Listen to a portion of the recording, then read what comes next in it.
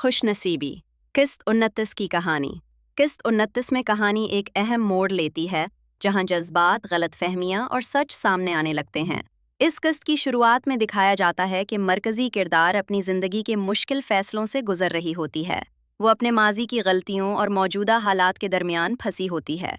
दूसरी तरफ हीरो अब भी उस पर एतमाद करने और ना करने के बीच उलझा हुआ होता है।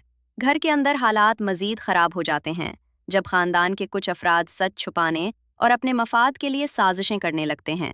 एक अहम किरदार की हकीकत आहिस्ता आहिस्ता सामने आने लगती है, जिससे सब हैरान रह जाते हैं। इस इंकशाफ से हीरो और हीरोइन के दरमियान फासले बढ़ जाते हैं। किस्त के दरमियानी हिस्से में एक जज्बाती सीन होता है, जहां हीरोइन अपनी बेगुनाही साबित करने की कोशिश करती है, लेकिन हालात उसके खिलाफ होते हैं। हीरो गुस्से में आकर सख्त फैसला लेने का सोचता है, जिससे दोनों के रिश्ते पर खतरा मुंडलाने लगता है। आखिर में एक बड़ा ट्विस्ट आता है। एक ऐसा राज खुलने के करीब होता है जो पूरी कहानी का रुख बदल सकता है। किस्त यहाँ सस्पेंस पर खत्म होती है, जिससे अगली किस्त के लिए तजस्सुस बढ़ जाता है। अहम नुकात: रिश्तों में एतमाद का बुहरान, खानदानी साजिशें, सच और झूठ की कशमकश, आने वाले बड़े इंकशाफात का इशारा।